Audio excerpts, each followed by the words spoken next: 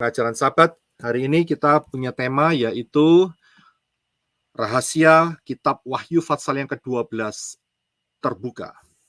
Ya, kita akan fokus di dalam kitab Wahyu Fatsal yang ke-12. Banyak orang sulit memahami kitab Wahyu Fatsal 12 ini ya karena sebetulnya karena pengajaran-pengajaran yang salah ya. Dan karena mereka percaya kepada pengajaran-pengajaran yang suka memotong ayat dan kemudian keluar konteks serta membangun teori sendiri dari di luar pola kebenaran firman. Sehingga mereka bingung sendiri, sehingga banyak versinya, Saudara. Banyak versinya. Ya. Nah, kita nggak mau seperti itu karena mereka itu memperkosa ayat, ya, memperkosa ayat-ayat kitab suci sehingga mereka punya banyak teori-teori sendiri dari Wahyu Fatsal ke-12 ini. Nah, kita tidak mau seperti itu. Kita mau mendapatkan berkat yang luar biasa dengan cara kita melihat pola yang benar, ya, melihat pola yang benar. Jadi kita tidak mau keluar dari konteks kebenaran firman dan kita tidak potong ayat sembarangan. Itu yang saya sampaikan, ya. Jadi pengajaran hari ini akan jauh berbeda, ya. Saudara pinggirkan dulu, kosongkan pikiran saudara untuk tidak terpengaruh dengan konsep-konsep yang mungkin sudah meracuni saudara selama ini. Ya, saya mau tambahkan sebelum saya masuk lebih dalam, kalau suara saya ada problem, tolong segera di notification, dikasih tahu sehingga saya bisa kita bisa membetulkannya. Ya, tolong segera di notification. Ya, saya akan lanjutkan. Ya, nah di dalam pengajaran Wahyu ini kita harus ingat satu hal, bahwa Wahyu ini, kitab Wahyu, ya, kitab Revelation ini bukan kitabnya Yohanes, ya, bukan. Memang Yohanes yang menulis, tetapi mastermind atau yang disebut sebagai authornya, ya, itu adalah Yeshua HaMasyiah sendiri. Yeshua HaMasyiah di dalam tubuh kemuliaan yang tidak lain adalah Bapak Yahweh sendiri. Ya, jadi ini adalah mastermind-nya.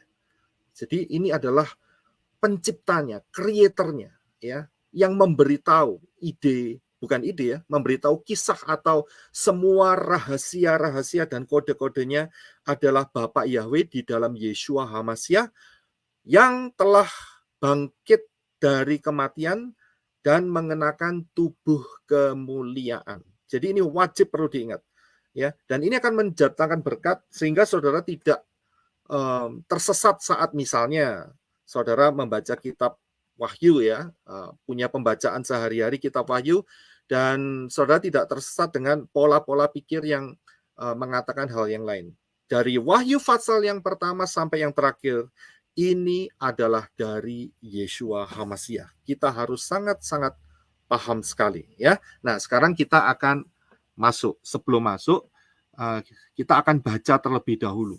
Ya, kita akan baca terlebih dahulu. Saya akan dibantu dengan saudara saya yaitu Henok Rudi, ya, yang akan membaca. Ya, silakan Henok Rudi untuk membaca. Dan terlihatlah suatu tanda besar di langit, seorang wanita dengan berselubungkan matahari dan bulan di bawah kakinya dan mahkota 12 bintang pada kepalanya. Dan ketika mengandung dalam rahimnya, dia berteriak karena menderita sakit bersalin dan karena tersiksa pada saat melahirkan. Dan terlihatlah suatu tanda lain di langit. Dan lihatlah seekor naga merah besar yang mempunyai 7 kepala dan 10 tanduk. Dan di atas kepalanya ada 7 mahkota. Dan ekornya menyeret sepertiga bintang-bintang di langit, dan dia melemparkan mereka ke bumi. Dan naga itu berdiri di hadapan wanita yang akan segera melahirkan itu, supaya bila mana dia telah melahirkan anaknya, naga itu dapat menelannya. Dan dia melahirkan seorang anak laki-laki yang akan segera menggembalakan segala bangsa dengan tongkat besi. Dan anak wanita itu dibawa kepada Elohim dan tahtanya. Dan wanita itu melarikan diri ke padang gurun, di mana dia mempunyai suatu tempat yang telah disiapkan oleh Elohim, agar di sana mereka dapat memberi makan wanita itu selama 1260 hari. Dan terjadilah peperangan di Syamaim. Mikael dan malaikat-malaikatnya berperang melawan naga itu. Dan naga itu berperang juga para malaikatnya. Tetapi mereka tidak mempunyai kekuatan. Bahkan tidak ada lagi tempat mereka masih ditemukan di Syamaim. Dan naga besar itu dilemparkan keluar, yaitu si ular tua yang disebut si Satan dan setan yang menyesatkan seluruh dunia. Dia telah dilemparkan ke bumi dan para malaikatnya telah dilemparkan bersama dia. Dan aku mendengar suatu suara nyaring yang berkata di Syamaim, sekarang keselamatan dan kuasa dan kerajaan Elohim kita dan otoritas yang diurapinya telah tiba, karena si pendakwa saudara-saudara kita yang menuduh mereka di hadapan Elohim siang dan malam telah dipukul roboh. Dan mereka telah menaklukkannya melalui darah anak domba dan melalui perkataan kesaksian mereka. Mereka tidak menyayangi jiwa mereka bahkan sampai pada kematian. Sebab itu bersukacitalah Syamaim dan mereka yang berdiam di dalamnya. Celakalah mereka yang menempati darat dan laut, karena si Satan telah turun kepadamu dengan membawa kemarahan besar, sebab mengetahui bahwa dia mempunyai waktu hanya sedikit. Dan ketika naga itu melihat bahwa dia telah dilemparkan ke bumi, dia mengejar wanita yang telah melahirkan anak laki-laki itu. Dan kepada wanita itu telah diberikan 2 sayap Raja Wali besar, supaya dia dapat terbang menuju padang gurun ke tempatnya, di mana di sana dia diberi makan selama 1 masa dan 2 masa dan setengah masa, jauh dari hadapan ular itu. Dan ular itu menyemburkan air dari mulutnya seperti sebuah sungai di belakang wanita itu, supaya air itu dapat membuat wanita itu hanyut. Dan bumi memberi pertolongan kepada wanita itu. Dan bumi membuka mulutnya dan menelan sungai yang naga itu telah menyemburkan dari mulutnya. Dan naga itu menjadi marah kepada wanita itu dan dia pergi untuk melakukan peperangan dengan keturunan yang tersisa, yaitu mereka yang memelihara perintah-perintah Elohim dan yang memiliki kesaksian Yeshua HaMashiach. Amin. Ya. Amin. Ya. Jadi ini yang setelah kita baca, dan ada hal-hal yang sering ditanyakan ya mengenai Wahyu Fatsal yang ke-12 ini. Saya akan berikan terlebih dahulu hal-hal yang sering ditanyakan ya, yang sering muncul di dalam pikiran-pikiran orang yang membaca Wahyu Fatsal yang 12. Yang pertama yaitu tadi kita telah membaca bahwa ada terlihat seorang perempuan ya, seorang perempuan yang bermahkotakan bintang dan berselubungkan matahari dan di kakinya ada bulan. Apakah ini sama dengan gambar yang di sebelah kanan? Ada mataharinya juga, ada bintangnya juga, dan di bawahnya ada bulan. Ya, apakah sama? Nah, nanti akan terjawab. Yang kedua, apakah anak laki-laki yang dilahirkan oleh perempuan itu adalah Yeshua HaMashiach? Ya, ini sering muncul di dalam pertanyaan-pertanyaan yang umum mengenai Wahyu Fatsal yang ke-12. Yang berikutnya adalah, bukankah setan dan malaikat-malaikatnya telah diusir dari Syamaim? Mengapa masih ada peperangan di Syamaim yang dijelaskan di dalam Wahyu Fatsal 12 ini? Ya, ini juga ditanyakan oleh Pak Jerry ya beberapa minggu yang lalu. Jadi nanti kita akan melihat sampai di sini dan kita akan bahas. Yang berikutnya yang juga sering ditanyakan adalah, apakah gambar perempuan dengan 2 sayap burung nasar ini merupakan lambang daripada rapture, karena ada 2 sayap sehingga terbang dan dipelihara oleh Yahweh? Ya, nanti akan terjawab juga. Kita akan melihat hal ini. Selanjutnya, siapakah yang disebut menjadi keturunan yang tersisa Dalam LAI dikatakan keturunan yang lain. Siapakah orang-orang ini? Nanti kita juga akan melihatnya. Ya, karena itu tadi kita sudah baca Wahyu dari Wahyu 12 ayat 1 sampai 17. Nah, ini sudah termasuk di dalamnya, ya. Kemudian ada juga pengajaran yang mengatakan demikian, Saudara. Ada anak-anak Tuhan yang oleh Tuhan sengaja tidak di-rapture sehingga bisa menjadi berkat menguatkan orang-orang yang tertinggal rapture. Benarkah demikian? Ya, nanti kita juga akan temukan hal ini. Dan kemudian satu lagi yaitu adalah pengajaran tentang pelayanan orang sempurna. Dan ini saudara yang tahu tentang majalah Tulang Elisa, ini dari Surabaya, ya. Saya dulu dari sini, saudara, ya, dari grupnya ini. Nah, apakah mempunyai dasar firman yang benar mengenai hal ini? Dan yang sering mereka pakai adalah yaitu mengenai dua saksi Elohim yang ada di dalam Wahyu Fatsal yang ke-11. Ya, nanti pertanyaan-pertanyaan itu kita akan lihat dan kita akan mendapatkan jawabannya. Nah, untuk masuk kembali lagi untuk bisa memahami Wahyu 12, ingat kita harus kembali ke pola akar Ibrani yang benar. Ya, kalau tidak sampai mata copot pun kita tidak akan mendapatkan pengertian yang benar. Ya, kita rindu punya pengertian yang benar, bukan pengertian yang salah. Kita rindu punya pengertian yang benar. Karena itu kita harus kembali ke pola akar Ibrani yang benar. Karena di dalam pola akar Ibrani yang benar ada kekayaan yang luar biasa. Di luar pola Ibrani itu melarat, miskin, ya, bukannya tidak punya sama sekali, ada tapi sedikit. Nah, pilihan ada di tangan saudara dan saya. Kalau saya milih pola Ibrani, karena pola Ibrani ini fondasinya kuat sekali, kokoh dan kaya akan pengertian dan luar biasa apa yang Bapak Yawit sampaikan melalui pola Ibrani yang benar. Ya, jadi pilihan ada di tangan setiap saudara yang mendengar pengajaran ini. Ya, selanjutnya, mari kita akan masuk mengenai Wahyu Fatsal yang ke-12. Ya, saya akan lebih untuk memudahkan itu saya pakai sedikit percakapan ya, sehingga saudara bisa mengikuti dengan gampang ya, dengan mudah.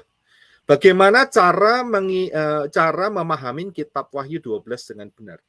Ya, karena ada banyak pengajaran-pengajaran yang di luar sana campur aduk enggak karu-karuan sehingga bikin pusing. Ya, bagaimana cara memahami? Ada dua hal yang saudara harus perhatikan. Yang pertama adalah kita wajib memahami kode daripada tokoh-tokoh Wahyu Fatsal 12 yang telah kita baca tadi. Ya, ada tokoh-tokohnya, saudara. Dan kita pahamin itu. Sehingga dengan pemahaman itu maka kita akan mendapatkan pengertian yang benar dari Wahyu Fatsal yang ke-12. Ya, jadi inilah caranya. Nah, tokoh-tokohnya siapa saja? Ya, tokoh-tokohnya siapa saja? Yang pertama kita tahu bahwa satu adalah perempuan yang berselubungkan matahari dan di kepalanya ada bintang dan di kakinya ada bulan. Ya, dan perempuan ini sedang mengandung. Inilah tokoh yang pertama. Tokoh yang kedua adalah sang anak laki-laki yang akan dilahirkan oleh perempuan ini. Ya, kemudian yang ketiga adalah Sinaga. Ya, ini adalah tokohnya juga Sinaga, ya.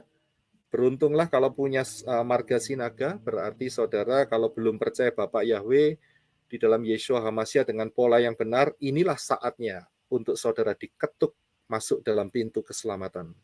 Ya, dan kemudian yang keempat adalah Mikael. Ini adalah tokohnya. Ya, kita sudah baca tadi. Cuman saya pecah sehingga lebih detail. Ya, kemudian setelah Mikael, siapa lagi tokoh-tokohnya? Ya, yaitu adalah perempuan dengan sayap burung nasar. Ya. Jadi perempuan dengan sayap burung nasar. Ini yang kelima. Dan yang terakhir tokohnya adalah keturunan yang tersisa. Ya. Jadi kita paham mengenai tokoh-tokohnya. Yang selanjutnya, setelah kita memahami tokoh-tokoh daripada Wahyu Fatsal yang ke-12 ini, ya, yang kedua adalah kita wajib memahami kronologinya. Ya, jadi alurnya kita harus paham. Karena dengan memahami alur ini kita akan bisa lihat ceritanya itu bagaimana begitu. Ya. Nah, alurnya bagaimana? Saya akan jelaskan. Di dalam Wahyu 12 ini ada 4 tahap. Ya, ada 4 tahap. Tahap pertama itu adalah kronologi daripada Wahyu 12 ayat 1 sampai 6. Ya, ini tahap pertama. Kemudian tahap kedua ini adalah kronologi daripada Wahyu 12 ayat yang ke-7 sampai yang ke-12. Ya. Kemudian yang ketiga, tahap ketiga adalah Wahyu Fatsal yang ke-12 ayat 13 dan 16. Tapi dengan catatan begini. Tahap ketiga ini memperjelas kronologi tahap yang pertama. Ya.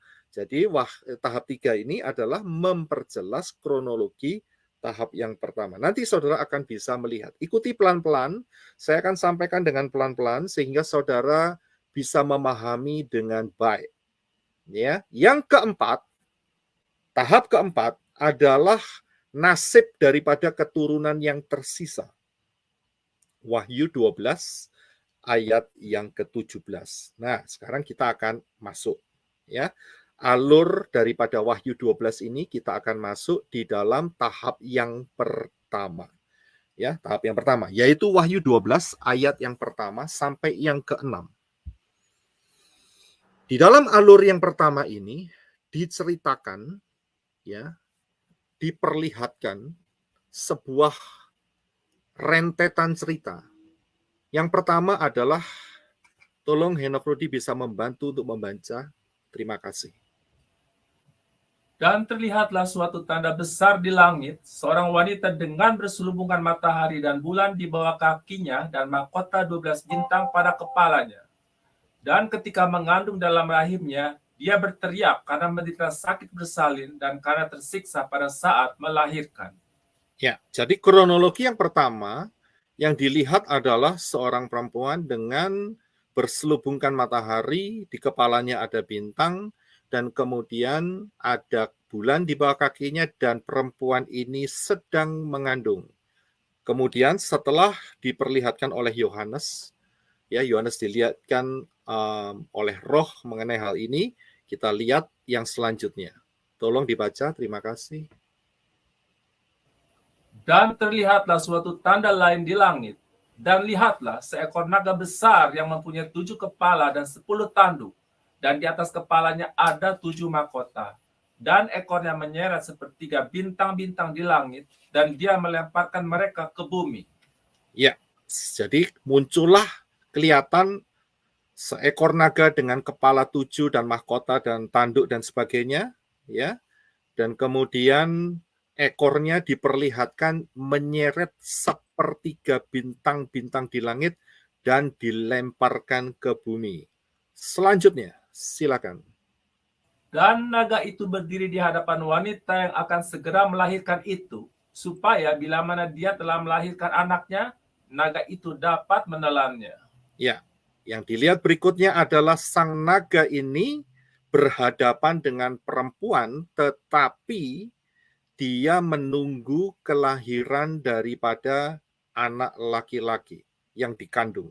Ya, ini adalah kronologi berikutnya. Silakan. Dan dia melahirkan seorang anak laki-laki yang akan segera menggembalakan segala bangsa dengan tongkat besi. Dan anak wanita itu dibawa kepada Elohim dan tahtanya. Ya, kemudian terlihat perempuan ini melahirkan anak laki-laki dan anak laki-laki itu langsung diangkat ke tahta Elohim, ya. Dan di sana juga anak laki-laki ini, ya, dia diberi kuasa tongkat besi untuk memerintah bangsa-bangsa. Selanjutnya.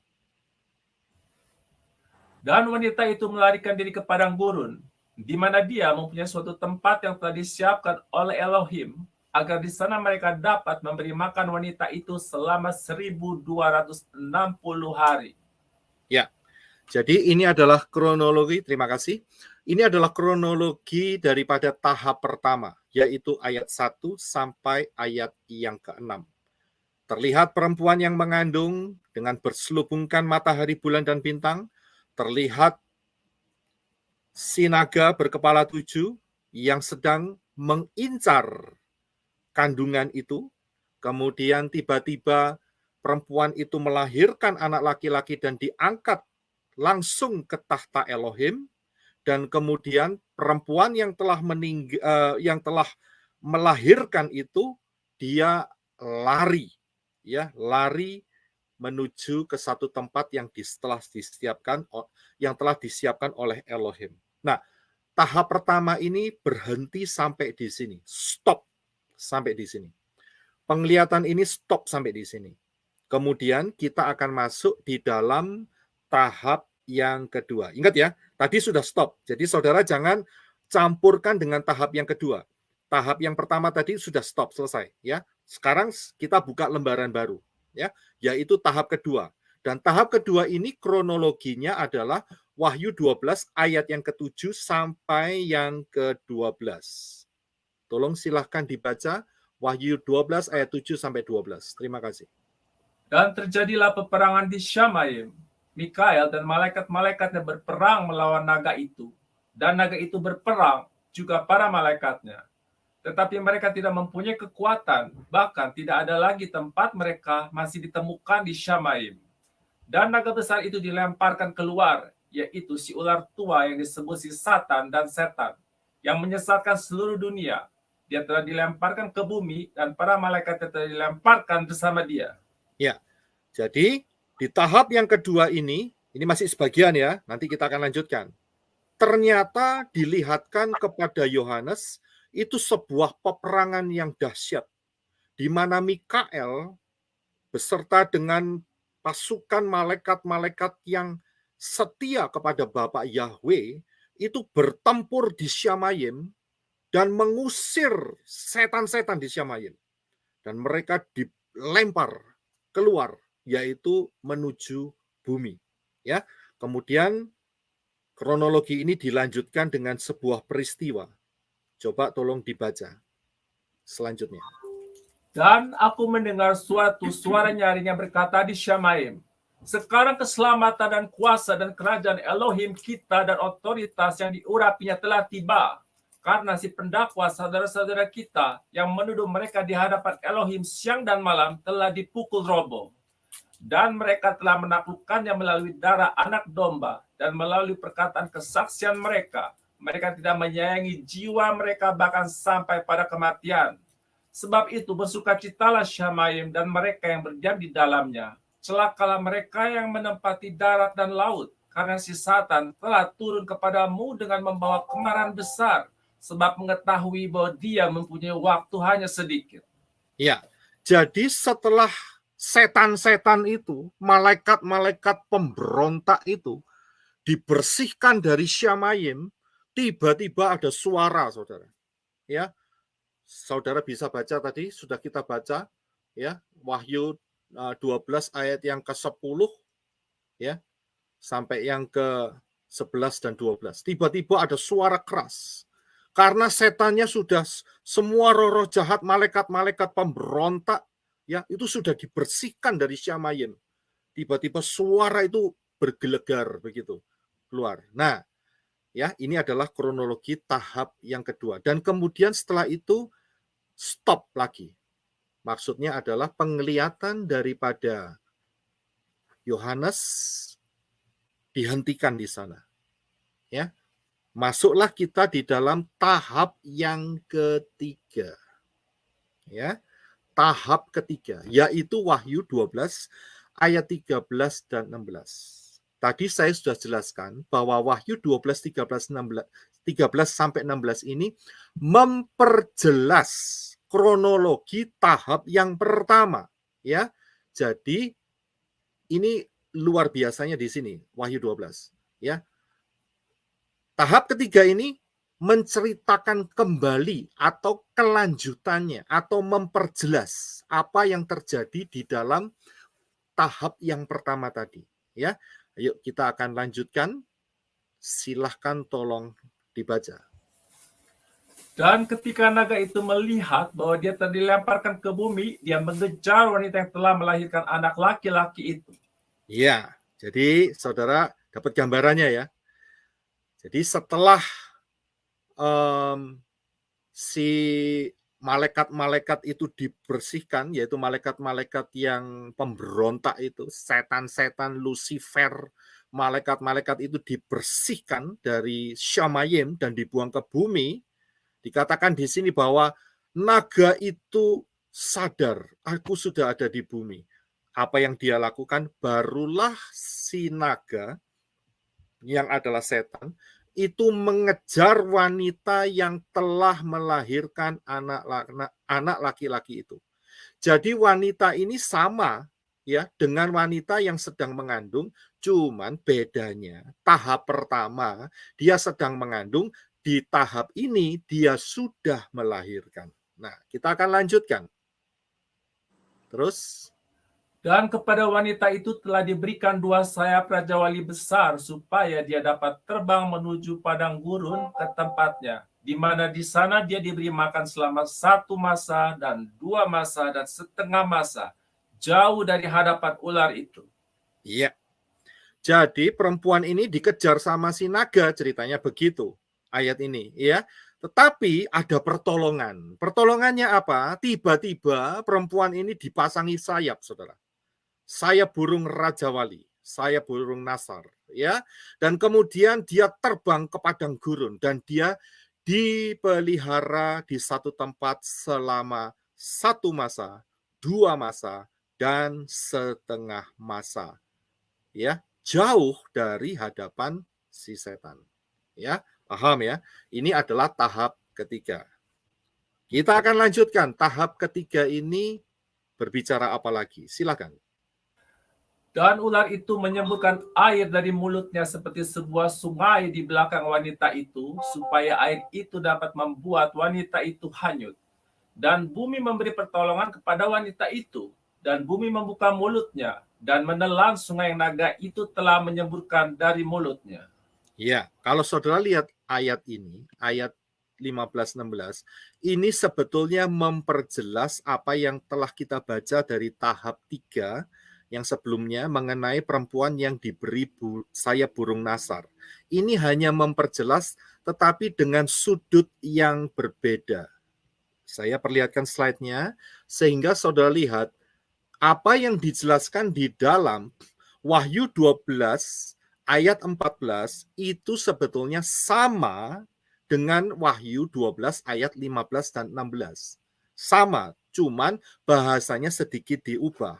Ya, angle-nya, sudut lihatnya itu agak sedikit dibedakan begitu, ya. Yang di Wahyu Fatsal yang ke-12 ayat 14 itu perempuannya dikasih sayap untuk bisa menjauh daripada si naga, ya. Akan tetapi di dalam Wahyu yang di 12 ayat 15-16 itu dikatakan ada pertolongan terhadap perempuan ini sehingga jauh dari si naga, yaitu dengan cara bumi memberi pertolongan, yaitu membuka mulutnya, buminya terbelah sehingga air yang disembur oleh naga ini tidak mencelakai si perempuan. Ya, jadi paham. Ini sama, Saudara. Nah, banyak orang terkecoh di sini, ya. Nanti kita akan teruskan. Jadi 2 ayat ini sama. Jadi yang sebelah kiri dan sebelah kanan itu sebetulnya mempunyai kekuatan yang sama, cuman angle-nya saja yang berbeda, ya. Dan kemudian kita diperlihatkan yaitu tahap yang keempat. Ini tahap yang ketiga ya. Ini kemudian kita masuk di dalam tahap yang keempat, yaitu Wahyu pasal 12 ayat yang ke-17. Silakan. Dan naga itu menjadi marah kepada wanita itu, dan dia pergi untuk melakukan peperangan dengan keturunannya yang tersisa, yaitu mereka yang memelihara perintah-perintah Elohim dan yang memiliki kesaksian Yeshua HaMashiach. Ya, kita telah sampai terima kasih, kita telah sampai di tahap yang keempat. Tahap yang keempat adalah diperlihatkan ada keturunan yang tersisa, dan naga itu marah, dan naga itu memerangi keturunan yang tersisa itu. Ya. Tetapi ada penjelasan di sini. Siapakah keturunan yang tersisa?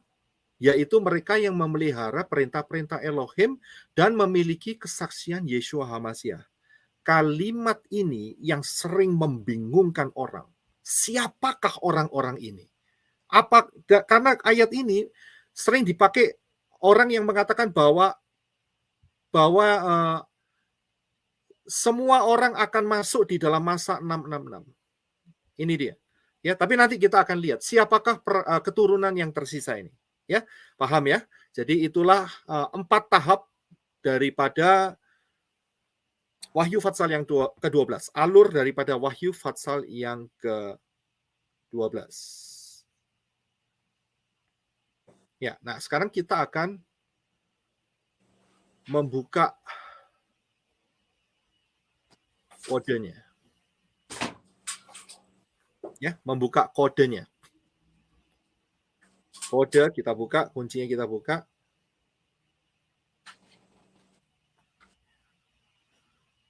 Ya. Kita akan continue di slide yang nomor 2. Saya akan remove dulu.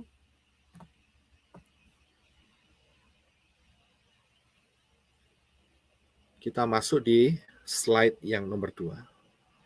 Ya, kita buka kuncinya. Nah, kita akan lihat hal ini terlebih dahulu. Siapakah perempuan ini yang berselubungkan matahari dengan bintang-bintang di kepalanya dan bulan di kakinya? Apakah ini sama dengan yang di kanan? Karena ada pengajaran yang mengatakan ini sama. Ya, kita harus bisa membuktikan sama atau tidak. Saya akan berikan jawabannya melalui tahap yang ketiga, yaitu di dalam ayat Wahyu 12 ayat 13 sampai 14. Minta tolong Henok Rudi bisa membantu saya untuk membaca. Terima kasih. Dan ketika naga, Satan itu melihat bahwa dia dilemparkan ke bumi, dia mengejar wanita yang telah melahirkan anak laki-laki itu. Dan kepada wanita itu telah diberikan 2 sayap Raja Wali besar, supaya dia dapat terbang menuju padang gurun ke tempatnya, di mana di sana dia diberi makan selama 1 masa dan 2 masa dan setengah masa, jauh dari hadapan ular itu. Ya, saudara bisa lihat di dalam ayat ini bahwa si naga itu mengejar untuk membinasakan perempuan itu. Ya. Nah, tadi kan pertanyaannya adalah apakah ini sama begitu, ya kan? Apakah ini sama? Ya, kalau kita lihat dari penjelasan Wahyu 12 ayat 13 sampai 14 ini, si ular itu mengejar perempuan. Ya. Dan kalau kita perhatikan, ini dia. Apakah perempuan yang punya anak ini sama dengan yang dideskripsikan di Wahyu 12? Jawabannya adalah, saya yakin saudara yang mengikuti pengajaran agama hybrid, saudara pasti mengerti. Ya.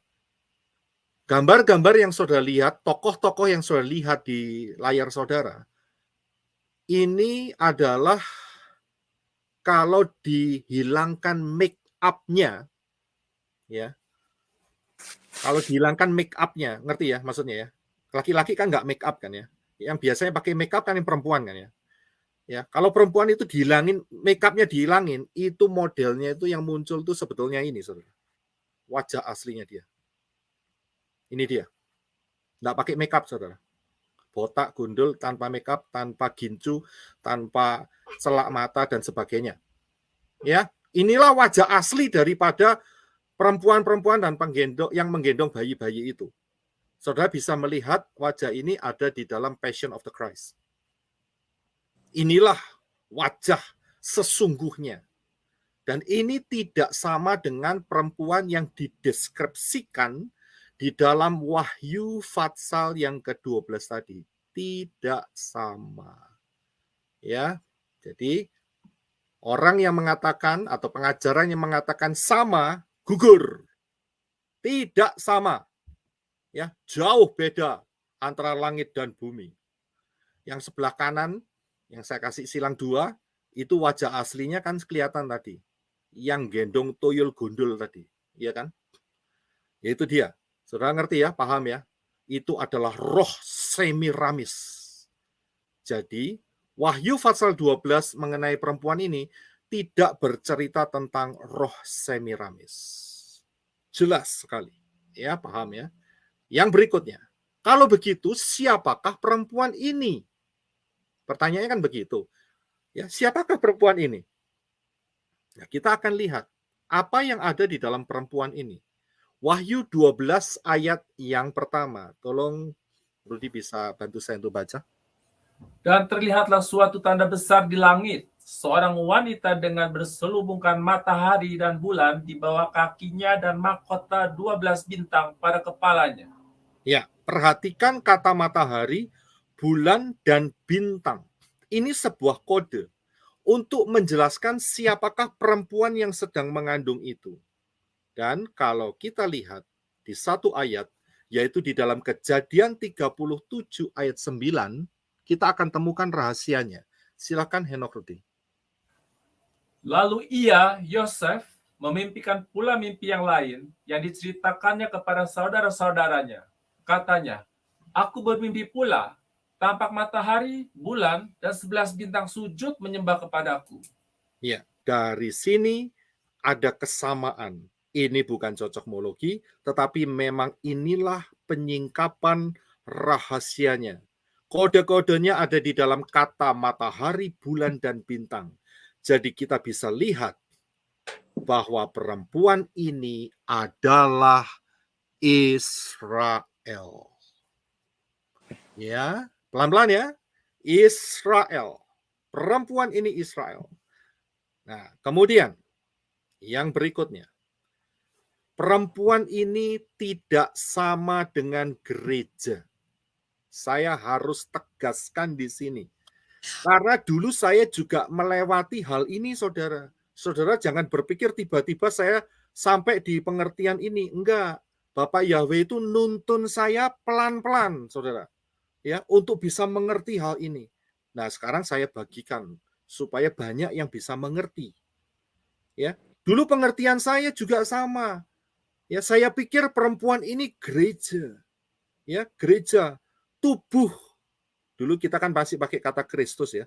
Tubuh Kristus itu adalah perempuan yang bersalutkan matahari, bulan, dan bintang. Tetapi setelah Bapak Yahweh tuntun saya di dalam pola Ibrani yang benar, inilah jawabannya. Tidak sama. Ya, tidak sama. Saya akan jelaskan. Saudara akan melihat di dalamnya. Jadi, perempuan ini tidak sama dengan gereja. Ada satu pengajaran yang mengajarkan sama. Dulu kan, tadi kan saya barusan katakan bahwa saya pernah melalui pengajaran ini. Nah, pengajaran ini namanya replacement theology, supersessionism. Ya, pengajaran ini mengatakan bahwa gereja, tubuh Kristus itu pengganti Israel. Gereja itu adalah Israel rohani. Sedikit-sedikit dirohanikan, sedikit-sedikit dirohanikan, saudara. Karena itu, saudara pasti sering dengar suatu pengajaran yang mengatakan, yang penting dalam hati. Betul kan? Ini gara-gara ini, saudara, replacement theology. Yang penting dalam hati. Yang penting isi hatimu. perbuatanmu nggak peduli, nanti saja. Yang penting isi hatimu. Inilah akarnya dari pengajaran replacement theology itu. Saudara bisa lihat? Jadi saudara bisa paham kali ini.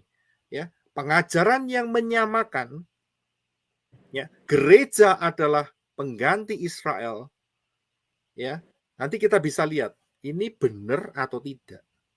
Yang selanjutnya, kalau saudara perhatikan, pengajaran ini, ya, replacement theology ini, dia membuang Sabat, 7 hari raya dibuang, Torah dibuang, kosher juga dibuang, saudara. Dibuang semua.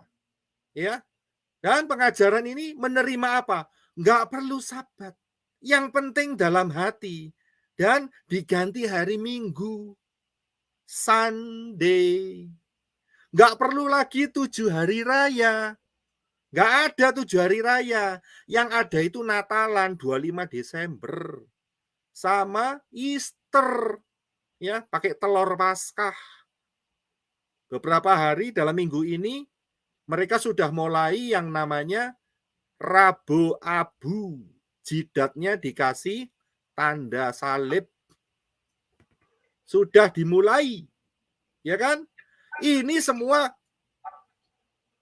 dari yang namanya replacement theology itu. Kemudian terus berkembang, kosyernya dibuang, makanlah itu yang satu makanan yang terkenal di Bali itu kalau nggak salah itu, yang diguling-guling, ya itu dia. Ya, inilah akibatnya. Dan kemudian ada yang namanya Krislam yang bercium-ciuman sebelah kiri dan sebelah kanan, ya, yang pakai peci sama yang pakai kepa. Ya, pakai kepa.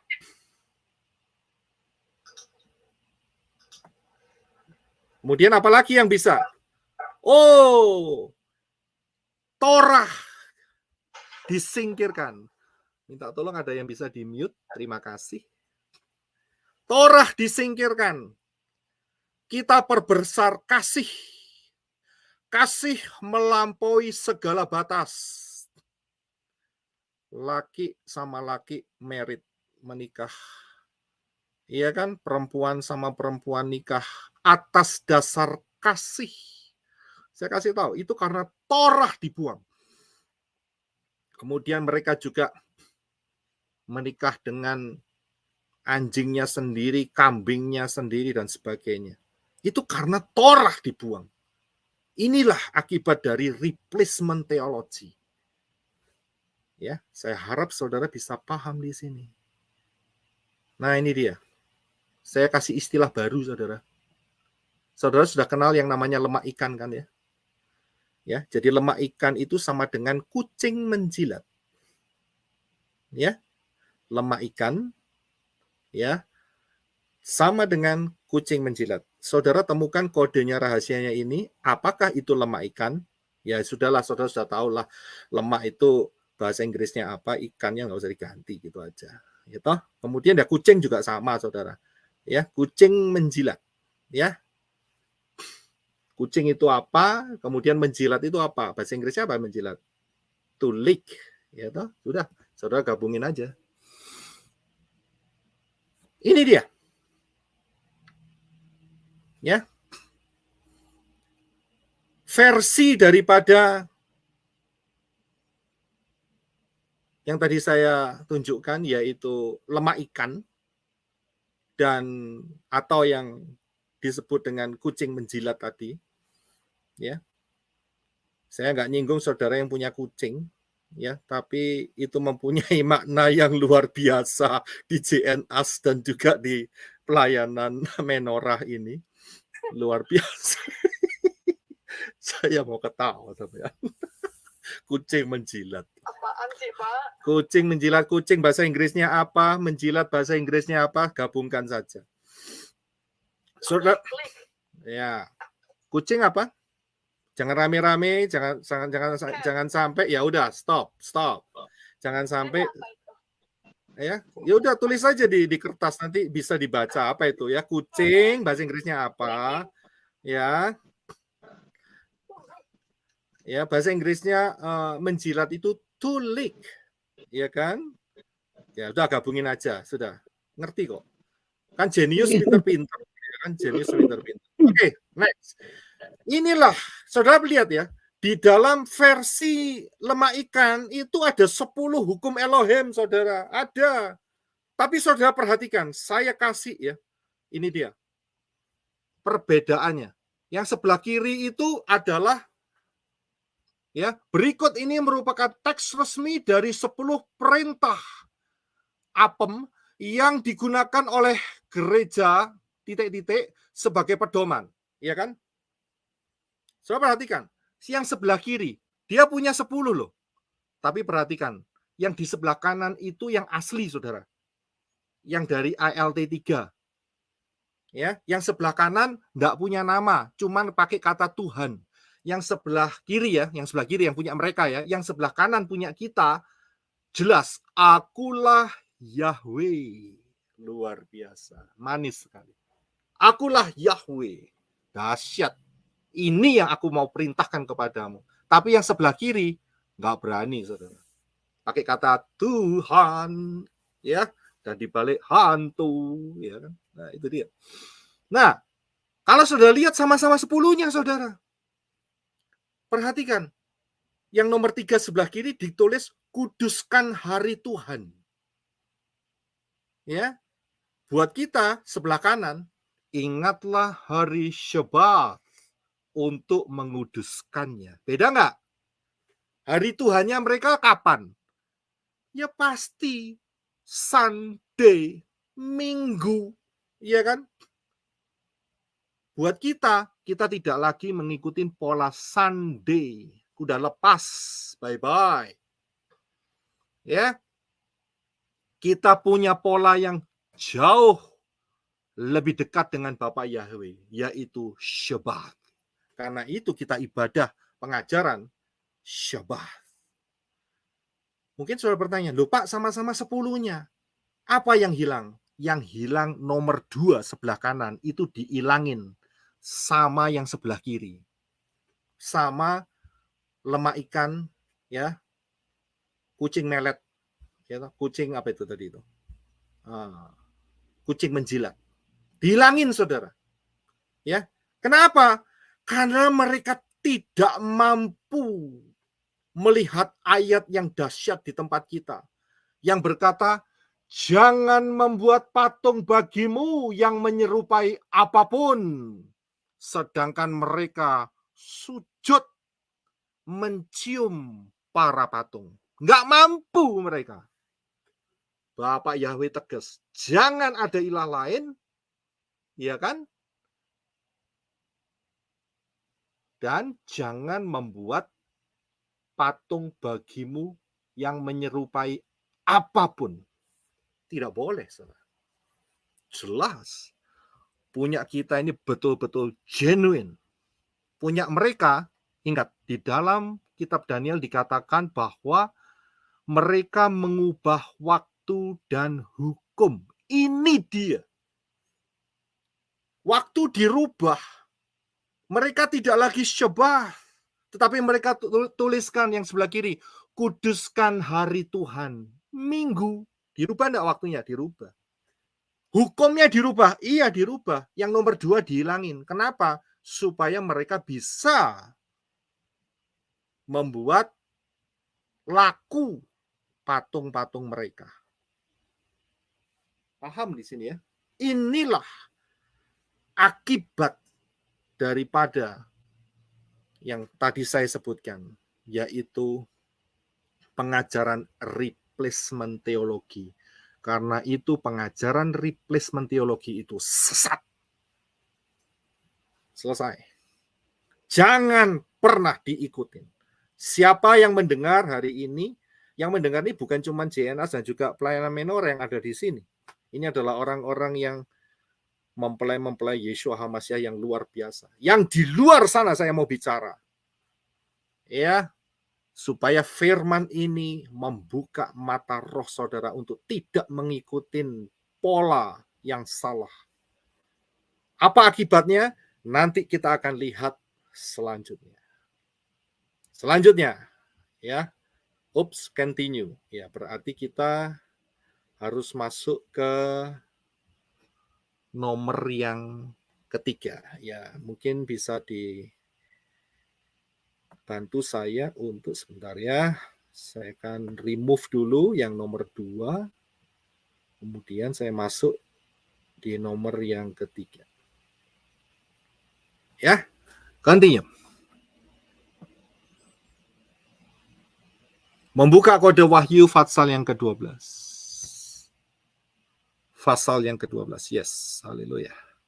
Nah, pertanyaan berikutnya adalah, tadi sudah ya soal perempuan, kemudian kita beralih sekarang kepada anak laki-laki yang dikandung perempuan. Perempuan tadi kita sudah ketemu ya, jawabannya ya, adalah Israel. Ya, Israel. Luar biasa. Firman Bapak Yahweh ini dahsyat, luar biasa. Ya, selanjutnya. Siapakah anak laki-laki yang dikandung oleh perempuan atau Israel? Kita lihat dulu kronologinya ya. Yaitu yang pertama adalah anak itu dikandung perempuan Israel. Minta tolong Henok Rudi bisa bantu saya untuk membaca.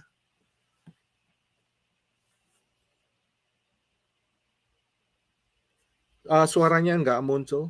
Mungkin mic-nya belum di on. Henok Rudi?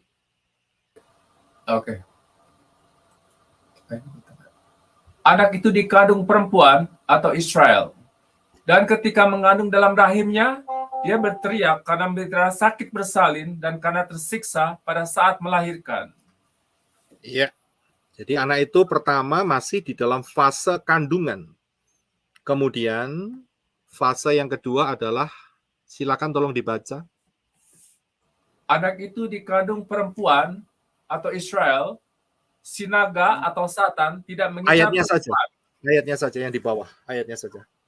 Dan naga atau Satan itu berdiri di hadapan wanita yang akan segera melahirkan itu. Ya, lihat ya, targetnya itu bukan perempuan, tetapi kandungannya. Ya, bayi yang dikandung. Kemudian kita lihat yang berikutnya kronologinya. Silakan. Supaya bila mana dia telah melahirkan anaknya, naga atau Satan itu dapat menelannya. Ya, jelas sekali penglihatan ini menggambarkan bahwa naga itu mengincar bayi yang dikandung itu, anak laki-laki itu. Jelas sekali ayatnya, ya. Terus kemudian apa yang terjadi? Ayatnya saja dibaca. Setelah itu kronologi untuk anak ini adalah yang sebelah kanan. Dan dia melahirkan seorang anak laki-laki yang akan segera menggembalakan segala bangsa dengan tongkat besi. Dan anak wanita itu dibawa kepada Elohim dan tahtanya. Ya, jadi tiba-tiba anak itu dilahirkan dan dengan segera, secepat mungkin, ya, secepat kilat, anak itu langsung dibawa ke tahta Elohim. Begitu. Ini adalah kronologi daripada anak yang dilahirkan oleh perempuan atau Israel. Nah, ada pengajaran di luar sana yang mengajarkan bahwa anak laki-laki itu adalah Yeshua HaMashiach. Oh, saya sering, apalagi di Amerika ini, ya, pengajarannya santer banget mengenai ini. Dan selalu kalau mereka ketemu dengan anak laki-laki yang dibawa ke tahta Elohim, mereka selalu berkata, inilah Yeshua HaMashiach. Kita coba lihat, apa benar demikian? Kita melihat dari kronologi tahap pertama, ya, kita lihat. Silakan tolong dibaca. Dan dia melahirkan seorang anak laki-laki yang akan segera menggembalakan segala bangsa dengan tongkat besi. Dan anak wanita itu dibawa kepada Elohim dan tahtanya. Dan wanita itu melarikan diri ke padang gurun, di mana dia mempunyai suatu tempat yang telah disiapkan oleh Elohim, agar di sana mereka dapat memberi makan wanita itu selama 1260 hari atau 3,5 tahun. Ya, inilah kronologi yang akan menjelaskan siapakah anak laki-laki itu. Tapi pelan-pelan ya, supaya betul-betul saudara paham. Karena pengajaran di luar sana, mereka mengatakan itulah Yeshua HaMasyiah. Coba kita akan lihat dengan sebuah percakapan. Ya, percakapannya begini, saya akan bacakan ya. Apakah setelah Yeshua HaMasyiah naik ke Syamayim yang terjadi hampir 2000 tahun yang lalu, kemudian Israel lari ke padang gurun selama 1260 hari atau 3,5 tahun karena dikejar-kejar Satan. Jadi saat Yeshua HaMasyiah naik ke Syamayim, ingat ya, setelah bangkit dari antara kematian dan kemudian naik setelah 40 hari kemudian, apakah Israel dikejar-kejar sama setan dan harus lari dan dipelihara maksud saya selama 3,5 tahun? Jawabannya cuma satu, saudara, yaitu tidak. Ya, tidak. Karena Israel sampai saat itu, saat kenaikan Yeshua HaMasyiah sampai hari ini ada hampir 2000 tahun sudah. Ya, dan dia tidak pernah dikejar setan, gitu, ya, dan disembunyikan selama 3,5 tahun. Pertanyaan kedua, apakah setelah Yeshua HaMasyiah naik ke Syamayim yang terjadi hampir 2000 tahun yang lalu, Satan langsung diusir dari Syamayim, dari sorga, dari Syamayim? Tidak, jawabannya. Mengapa? Ingat, dia bikin problem dalam 2000 tahun ini, betul nggak? Masih banyak problem yang diakibatkan oleh si Satan selama 2000 tahun. Dia nggak langsung diusir. Dia masih bisa traveling, naik ke Syamayim. Nanti kita akan lihat lebih jelas di sana. Nah, dari hal ini kita bisa simpulkan bahwa anak laki-laki itu bukan menggambarkan Yeshua HaMasyiah. Bukan. Kalau begitu, siapakah anak laki-laki itu?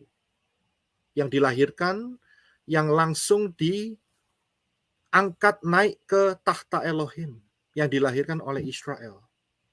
Saya akan berikan melalui gambar-gambar ini. Perhatikan nasib daripada perempuan yang telah melahirkan anak laki-laki. Ingat ya, tadi kan perempuannya lagi mengandung kan ya. Kemudian setelah itu melahirkan kan. Ya, kita kan dalam proses yang di tengah ini. Nah, setelah melahirkan ini, apa yang diterima oleh sang perempuan ya, yang telah tidak ada bayinya lagi di perutnya, begitu. Ya. Nah, kita akan lihat yaitu dengan sebuah pertanyaan, beberapa pertanyaan. Apakah setelah melahirkan perempuan, apakah setelah melahirkan perempuan itu dikejar-kejar oleh naga atau Satan dan perempuan itu adalah Israel? Ya, setelah melahirkan, tadi kan gambarannya setelah melahirkan, ya, dia dikejar oleh Satan. Tolong Henok Rudi bisa bantu untuk membaca ayatnya di bawah. Dan ketika naga atau Satan itu melihat bahwa dia telah dilemparkan ke bumi, dia atau Satan mengejar wanita yang telah melahirkan anak laki-laki itu. Jelas sekali. Ayat ini mengatakan setelah melahirkan, ya, perempuan ini dikejar ya oleh Satan. Kemudian saya berikan pertanyaan lagi, yaitu apakah perempuan itu dilindungi oleh Elohim selama 1260 hari atau kalau dihitung kurang lebih sekitar 3,5 tahun setelah melahirkan? Jawabannya adalah ya. Tolong dibaca yang sebelah kiri terlebih dahulu. Dan wanita itu melarikan diri ke padang gurun, di mana dia mempunyai suatu tempat yang telah disiapkan oleh Elohim, agar di sana mereka dapat memberi makan wanita itu selama 1260 hari atau 3,5 tahun.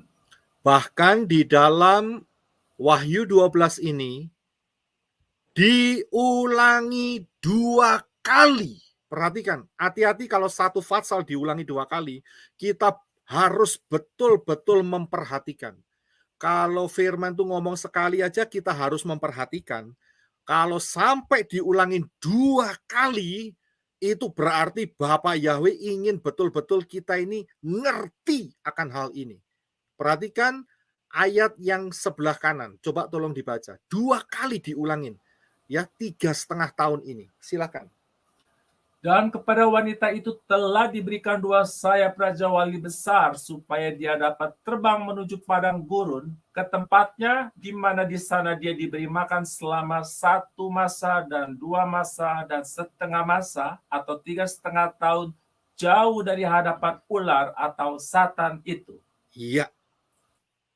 Perhatikan 2 ayat kanan dan kiri ini yang saya kasih warna merah. Yang sebelah kiri adalah 1260 hari, dan yang kanan adalah 1 masa, 2 masa, dan setengah masa. Perhitungannya sama, 3,5 tahun. Yang di sebelah kanan, 1 masa, 2 masa, dan setengah masa, ini sering dipergunakan oleh kitab Daniel. Ya, lihat. 2 kali di dalam satu fatsal, Bapak Yahweh menyatakan mengenai 3,5 tahun. Ini kita harus betul-betul perhatian, saudara. Ini serius sekali. Ya, jadi jawabannya adalah ya. Nah, karena itu, siapakah anak itu, anak laki-laki itu, yang diangkat ke tahta Elohim? Jawabannya tidak lain adalah ini dia. Para mempelai Yeshua Hamasiah yang dirapture. Jawabannya cuma satu, saudara. Tidak ada yang lain. Anak laki-laki itu adalah para mempelai Yeshua Hamasiah yang dirapture. Karena itu saya angkat tangan. Saya mau dirapture. Saudara mau di-rapture, saudara bisa melambaikan tangan saudara di screen. Yes, haleluya. Haleluya. Ya, saya terangkat. Inilah anak laki-laki itu. Inilah gambaran daripada anak laki-laki itu. Yeshua adalah kepala kita. Sudah diangkat, sudah terangkat. Bukan diangkat ya, sudah naik ke Syamayim 2000 tahun yang lalu. Inilah kita, yaitu para mempelai Yeshua Hamasiah. Saudara dan saya yang saat ini ada di dalam anugerah Bapak Yahweh, kita akan terangkat. Saya akan berikan yang lebih tajam ya setelah ini ya. Perhatikan ini. Ayat ini kita akan baca terlebih dahulu. Sebelum masuk yang lebih tajam. Saya akan bacakan, perhatikan Wahyu 12 ayat 5. Dan dia melahirkan, perempuan itu ya, Israel, melahirkan seorang anak laki-laki yang akan segera menggembalakan segala bangsa dengan tongkat besi. Kapan itu? Yaitu saat kedatangan Yeshua Hamasiah. Perang Armageddon nomor 2 sebelah kanan.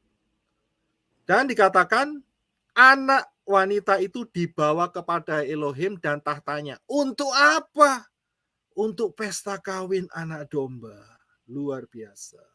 Saudara bisa lihat yang nomor 1 saya kasih warna ungu ayatnya yang di atas. Kemudian yang merah ya, anak laki-laki yang segera menggembalakan segala bangsa, itu yang nomor 2.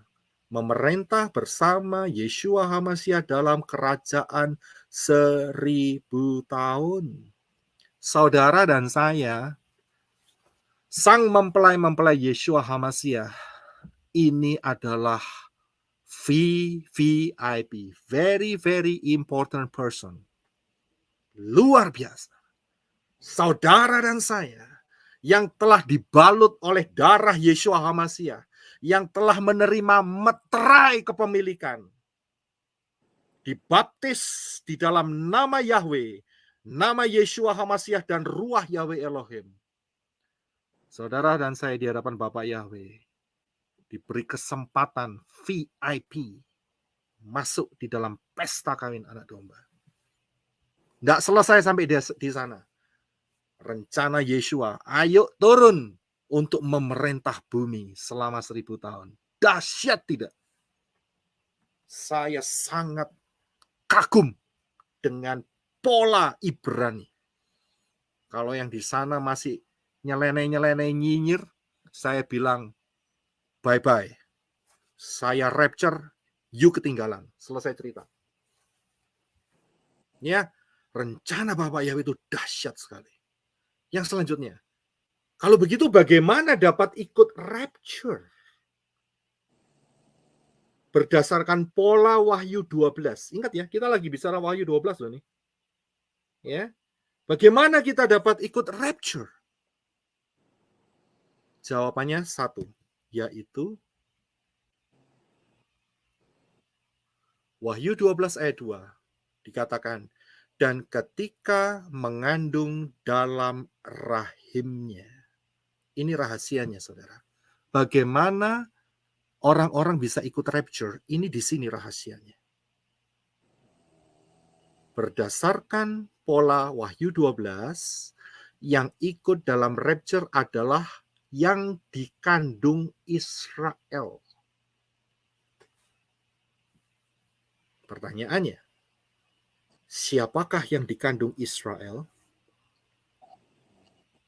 Tidak lain adalah semua yang mengikuti pola mesianik. Yang kembali kepada pola yang benar, yaitu Tanak dan Brit Gadasa, Torah, Neviim, Ketuvim. Kita bukan orang-orang yang membuang Torah, karena Yeshua adalah Moreh. Dia adalah guru Torah.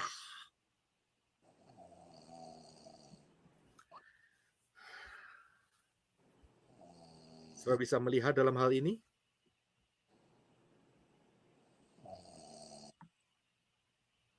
Tolong di mute dulu ya, yang jadi bisa tidak mengganggu. Make sure saudara mute. Ya, paham di sini?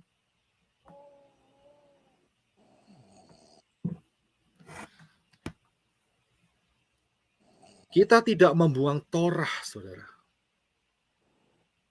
Tapi kita mengikuti pola Torah yang benar. Dan ini yang membawa kepada kita ke dalam jalan yang benar.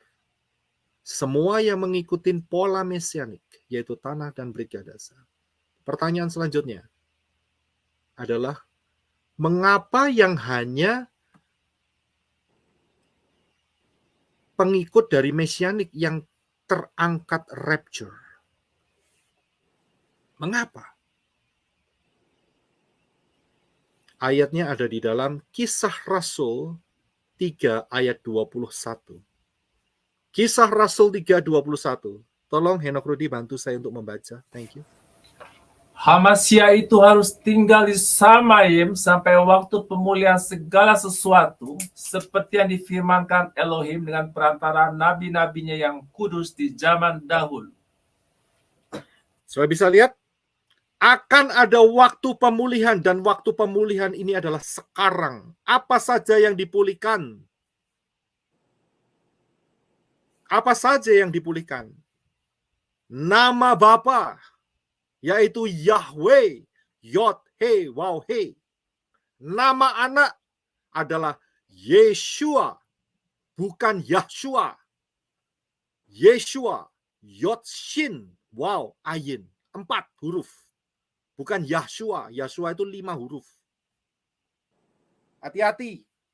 Yang di luar sana yang dengar ini, kalau saudara nyebut Yahshua, keliru pola saudara. Yang benar adalah Yeshua. Karena cocok angka gematrianya dengan Yahweh. Ya, cocok angka gematria. Saya nggak bicara soal gematria hari ini. Ya, jadi jangan sampai salah. Bukan Yehova, bukan. Bukan Yahuwah, bukan. Yahweh. Orang Israel bisa ngomong kok. Kita juga bisa. Ya, Yahweh dan Yeshua Hamasya. Dipulihkan. Tidak lagi nama yang lama. Ya. Bapa, Anak, dan Roh itu ehad. Satu adanya. Kemudian pemulihan apa lagi? Pola 7 hari raya. Syabath dipulihkan. Kemudian baptisan di dalam nama yang benar. Kalau baptisanmu salah, kamu akan dimiliki oleh sosok yang salah. Yang belum segera baptisan. Waktunya kurang 3 tahun, saudara. Ini serius. Berdasarkan pola-pola ini, nanti akan saya tunjukkan. Saya sudah ajarkan semuanya sebetulnya. Tapi saya akan ulangin lagi. Waktunya kurang 3 tahun. Ambil kesempatan ini baik-baik. Supaya kalau saudara mau rapture, inilah jalannya. Masuk tunduk di dalam pola mesianik. Karena dikandung oleh perempuan itu. Inilah yang dipulihkan. Ya, ini hari ini betul-betul Bible study, saudara. Lebih dari 1 jam ya, nggak apa-apa ya. Saya harus habiskan ini. Saya nggak bisa potong tengah nih. Nanti maknanya hilang, saudara. Rugi besar. Saya akan habiskan. Ya, perhatikan. Inilah pola yang salah. Apa yang pola yang salah? Hybrid, lemak ikan, kucing menjilat, duo hybrid, nabinya martabak. Ya, saudara buka pengajaran agama hybrid dan duo hybrid. Ya, nabinya martabak, goreng terang bulan dan makannya pakai bir bintang. Mabuk semua, bom bunuh diri. Ya, nama bapak apem jihad. Ya kan? Kalau jihad ngomongnya apa? Ya kan? Apem besar kan gitu kan? Ya saudara ngerti sendiri. Nama ganti Yeshua, tetap usus Yunani. Repot, saudara. Ya. Saya dengar LAI bikin kitab suci baru lagi sekarang. Edisi baru. Lebih parah lagi daripada yang sebelumnya. Ya, lebih parah. Wah, kacau itu. Kemudian Bapak, Anak, Roh, Tritunggal. Politeisme, banyak dewa. Ya. Tetap memegang 25 Desember, harga mati, tetap Natalan. Buat apa? Kalau masuk Gehenna, masuk neraka. Untuk apa? Tetap Easter, kepingin telur Paskah, Rabu Abu. Ya. Kalau enggak sekalian saja mukanya dibuat hitam. Kok cuma jidatnya doang. Yang dari Katolik pasti ngerti lah. Yang Kristen enggak. Iya kan? Sekalian aja mukanya hitam. Kan lebih suci. Hitam kan? Daripada cuma jidatnya aja kan? Kemudian apa lagi? Baptisan. Bayi dicelup-celup. Ngeri sekali saya. Percikan selam. Ada yang dipercik, ada yang diselam. Tapi yang diselam di dalam nama Bapak Jihad. Apem Anak yaitu us-us Yunani. Saudara ngerti sendiri. Ini pola salah semua, saudara. Tinggalkan. Saya nggak mendiskreditkan mereka ya. Saya berikan ini supaya ada pertobatan. Buka mata roh saudara gitu loh. Ya, ini saya berbicara bukan yang ikut di sini, bukan. Untuk yang di luar sana, yang sering nyinyir, ya, supaya tobat hari ini. Ini pola-pola yang salah. Pertanyaan berikut. Bagaimana jika telah mendengar pengajaran pola mesianik tetapi tetap tidak mau taat dan tetap berpegang pada pola Yunani us-us dan apem jihad tetap 25 Desember, Rabu Abu dan Easter? Ada loh yang nantang saya barusan.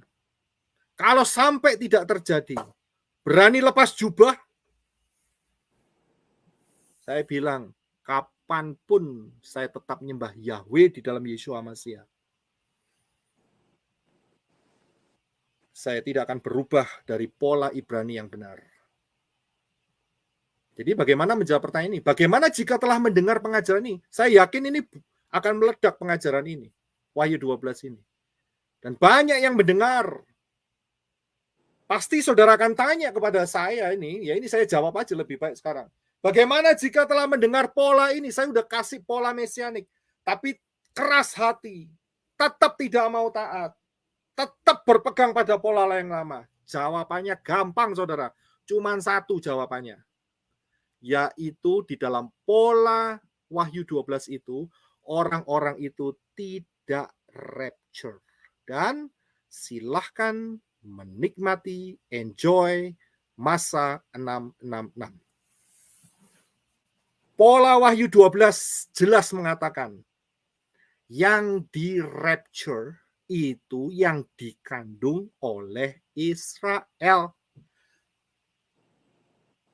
Jelas sekali.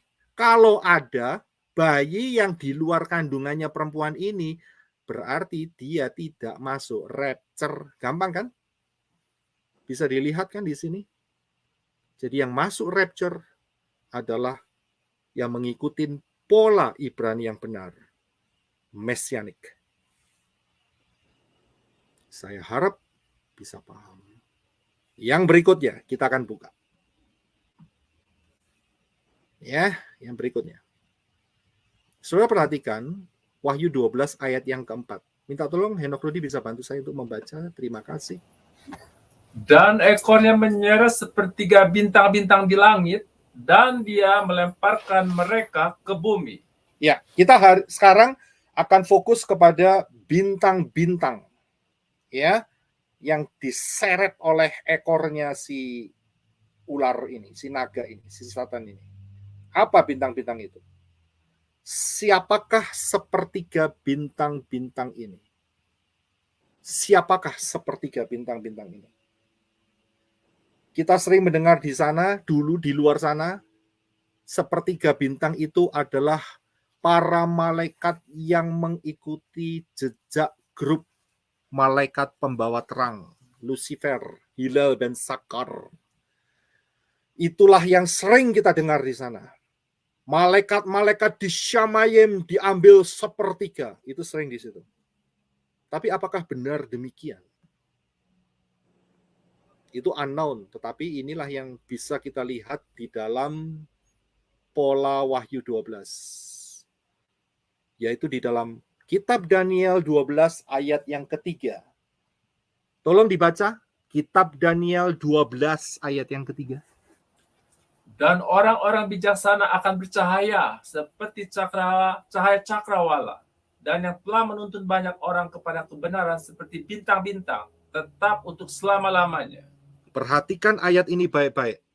Orang yang menuntun, ya, yang menuntun orang lain kepada kebenaran itu seperti bintang-bintang. Kebenaran ini adalah kebenaran pola Ibrani yang benar, bukan pola Yunani. Ya, siapa yang memberitakan ini? Tidak lain adalah mempelai Yeshua HaMashiach, saudara dan saya. Kita itu adalah bintang-bintang di hadapan Bapa Yahweh. Sesuai dengan Daniel 12 ayat yang ketiga.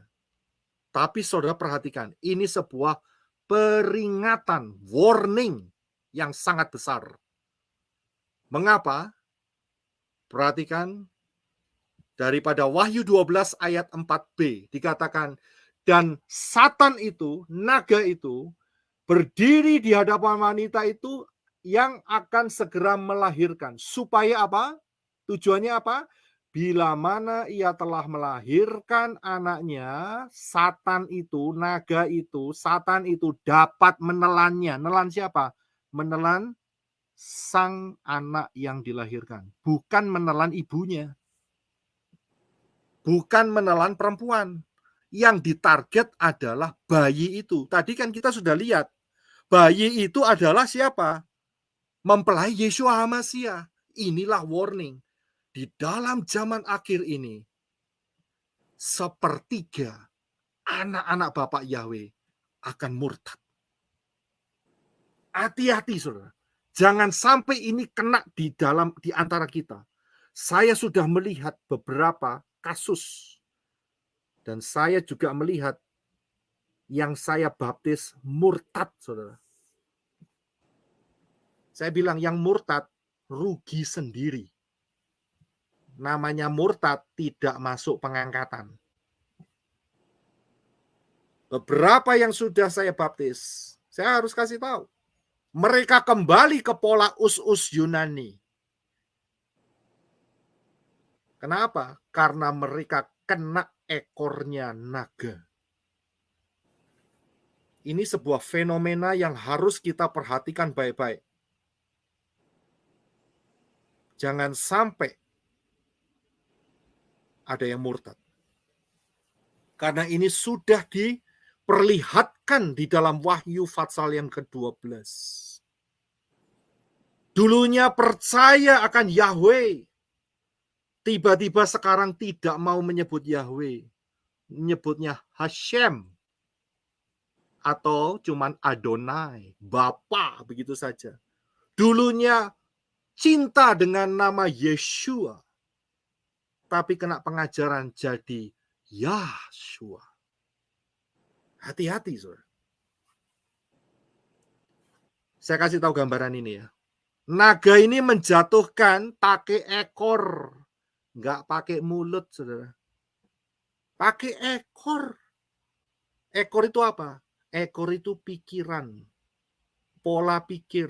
Pengajaran-pengajaran. Itu ekor. Kecil tapi mematikan. Hati-hati.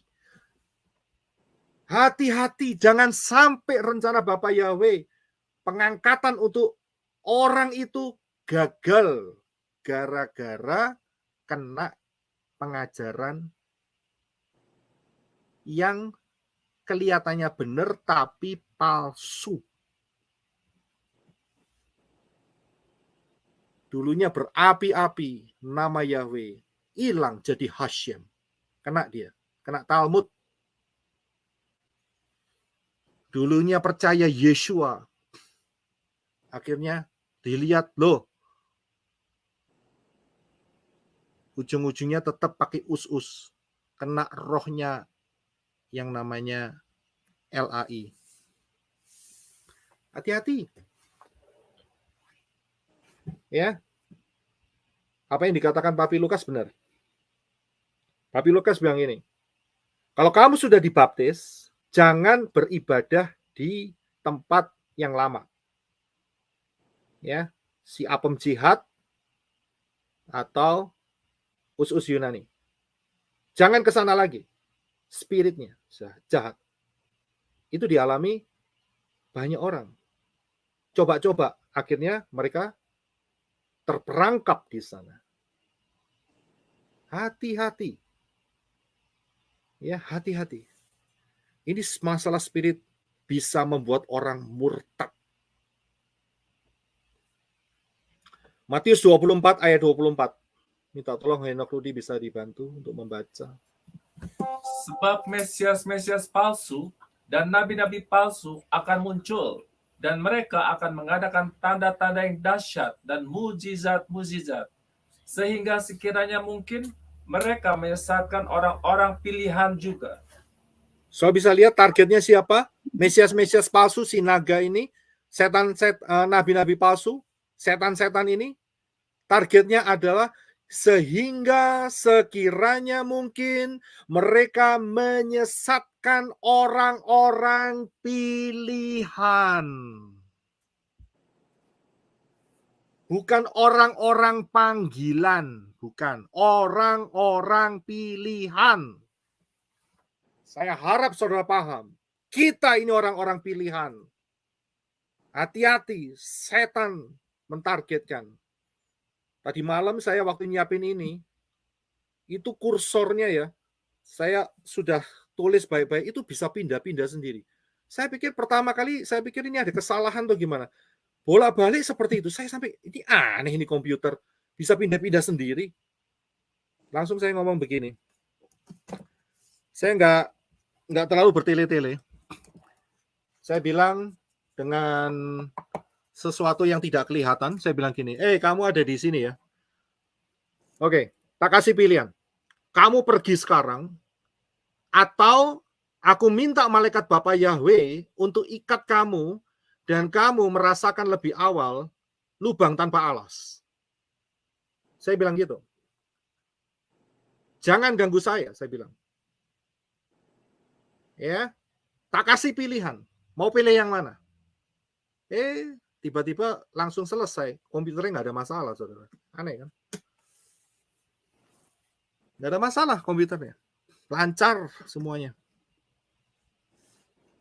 Ya. Tadi aja ada masalah sedikit waktu mau mulai. Sehingga kita sedikit terlambat. Setan-setan ditelanjangi hari ini. Ya, dengan Wahyu 12, saudara. Dahsyat sekali Wahyu 12. Ingat, mereka mengincar supaya kebenaran firman ini tidak tersebar. Mau diblok dengan segala cara. Bapak Yahweh ada di pihak kita. Siapa yang jadi lawan kita? Jawabannya adalah tidak ada. Amin. Amin. Ya, dahsyat sekali. Yang berikutnya. Jangan murtad ya. Saya harap tinggal 3 tahun kok murtad, rugi besar, saudara. Percaya terus di dalam pola yang benar. Bapak Yahweh itu ajaib buat kita. Yang berikutnya. Yang sering ditanyakan. Bukankah Satan dan malaikat-malaikatnya telah diusir dari Syamayim? Mengapa masih ada peperangan di Syamayim? Wahyu 12. Ini ada yang beberapa yang tanya dan bingung dengan hal ini. Ya, inilah jawabannya, saudara.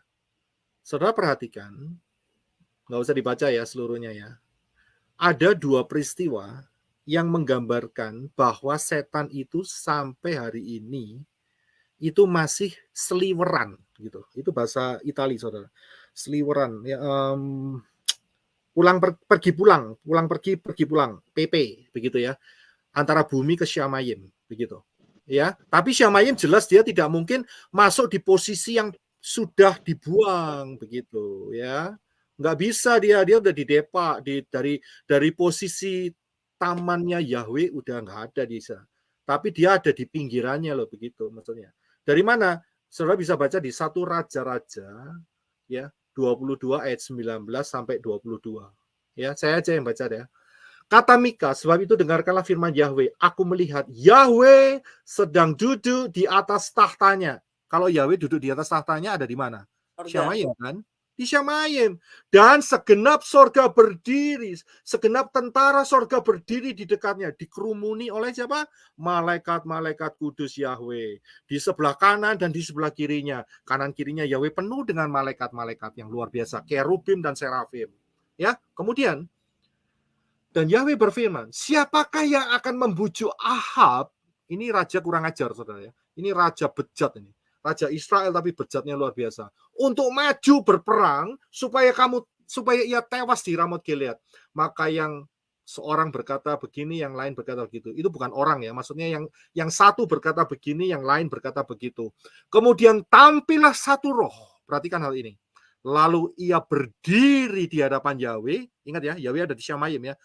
Roh ini berdiri di hadapan Yahweh dan ia berkata, aku akan membujuknya. Yahweh bertanya kepadanya, dengan apa? Jawab roh ini nih ya.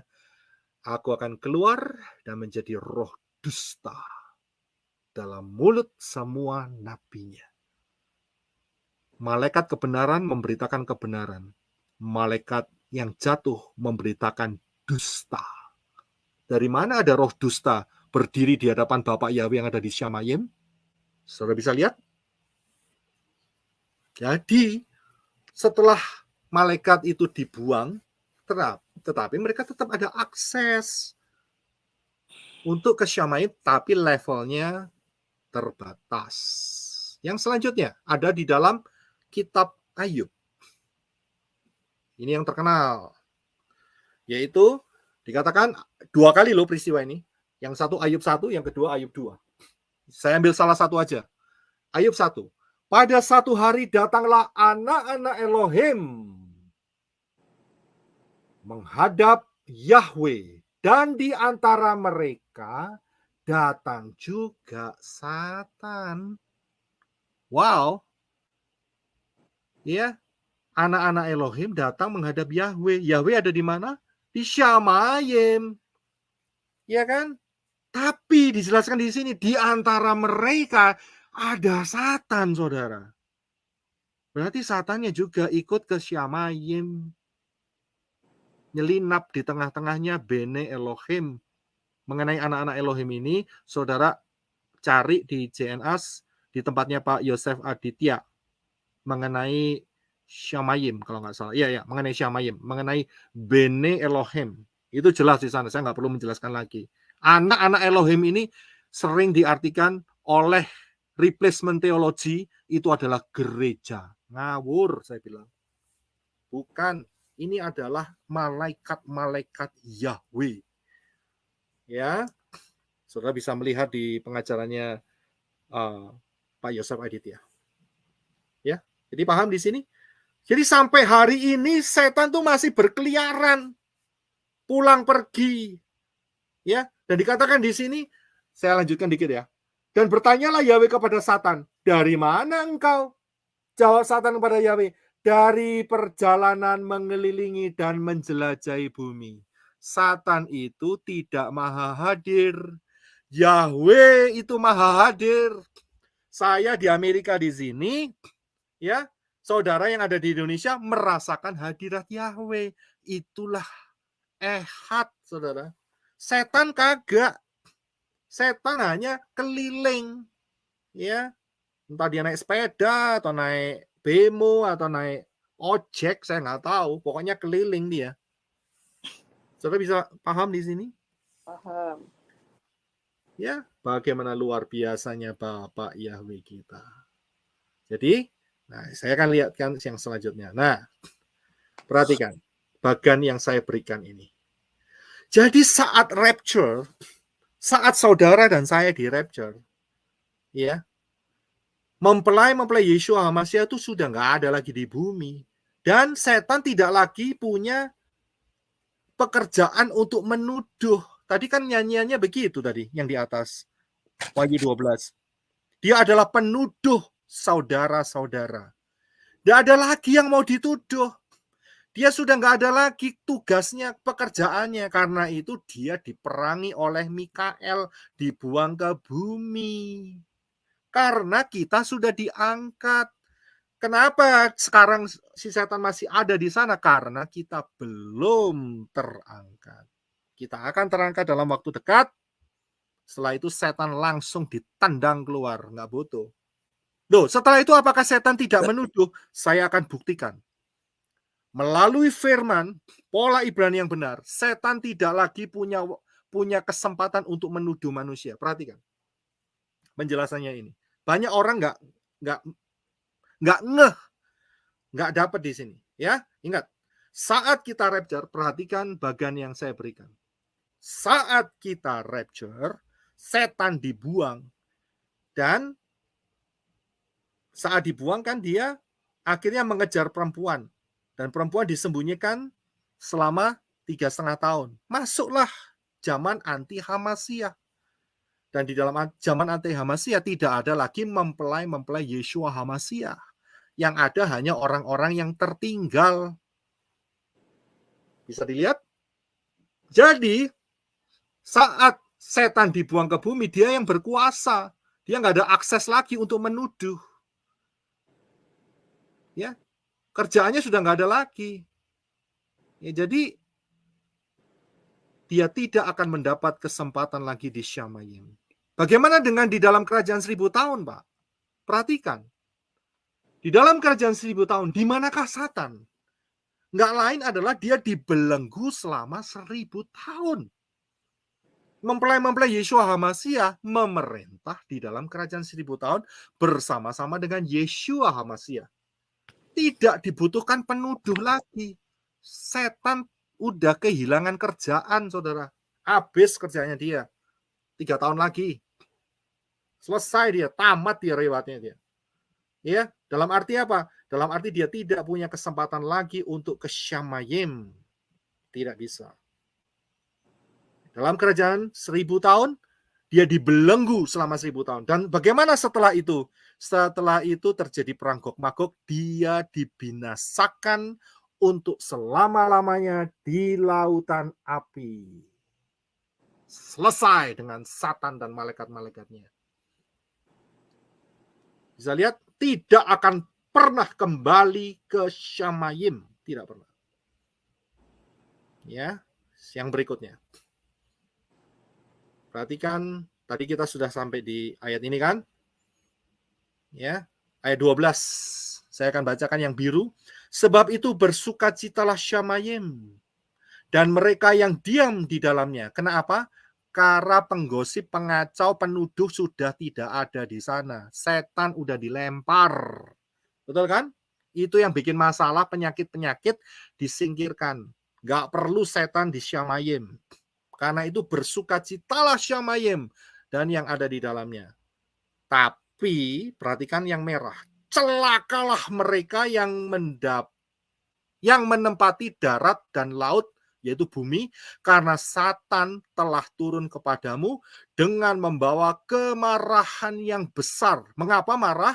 Sebab mengetahui bahwa dia mempunyai waktu yang sedikit. Berapa lama? 3,5 tahun. Karena setelah 3,5 tahun dia akan dibelenggu di dalam lubang tanpa alas. Dan setelah itu dia akan dibuang untuk selama-lamanya di lautan api. Luar biasa kan? Pola Ibrani yang benar. Dahsyat. Next. Tinggal sedikit lagi. Perhatikan yang ini. Apakah lambang ini rapture? Perempuan yang diberi sayap burung nasar karena mempunyai 2 sayap burung nasar? Saudara perhatikan kronologi perempuan. Ya, perempuan ini pertamanya adalah yang diselimuti oleh matahari, bulan, dan bintang dan hamil, mengandung. Kemudian setan membidik kandungannya dan kemudian setelah itu perempuan ini melahirkan anak laki-laki yang diangkat ke Syamayim. Itu adalah mempelai Yeshua HaMashiach. Dan kemudian setelah pengangkatan, setan langsung diusir karena setan sudah tidak punya kerjaan lagi di sana. Ya. Tidak lagi sebagai penuduh, ya. Kita sudah sampai di sana kan? Dan kemudian setannya marah, si naga marah, ya, si naga marah, dia kejar si perempuan. Ya kan? Kan perempuan masih ada di bumi. Dan kemudian kita lihat kan kronologinya. Kemudian setelah itu si perempuan dikasih burung nasar. Terbang. Diselamatkan Bapak Yahweh selama 3,5 tahun, 1260 hari. Yesaya 10 ayat 22. Ya, inilah gambaran daripada perempuan dengan burung nasar. Bisa minta tolong Henok membaca Yesaya 10:22. Sebab sekalipun bangsamu, hai Israel, seperti pasir di laut banyaknya, namun hanya sisanya akan kembali. Yahweh telah memastikan datangnya kebinasaan, dan dari situ timbul keadilan yang meluap-luap. Daniel 12 ayat 1 jelas juga di sana, silahkan. Pada waktu itu juga akan muncul Mikael, pemimpin besar itu, yang akan mendampingi anak-anak bangsamu, dan akan ada suatu waktu kesesakan yang besar atau masa 666, seperti yang belum pernah terjadi sejak ada bangsa-bangsa sampai pada waktu itu. Tetapi pada waktu itu bangsamu akan terluput, yakni barang siapa yang didapati namanya tertulis dalam kitab itu. Ya, sisanya saja yang akan kembali dari Israel. Berapa jumlahnya? Wahyu 7 ayat 4 memberikan penjelasan. Silakan Henok. Dan aku mendengar jumlah mereka yang dimeteraikan itu, 144.000 yang telah dimeteraikan dari semua suku keturunan Israel. Iya, sudah bisa melihat jelas sekali loh firman pola Bapak Yahweh ini. Kemudian yang selanjutnya, pertanyaannya adalah di manakah sisa Israel akan dipelihara selama 3,5 tahun? Wahyu 12 ayat 6. Silakan.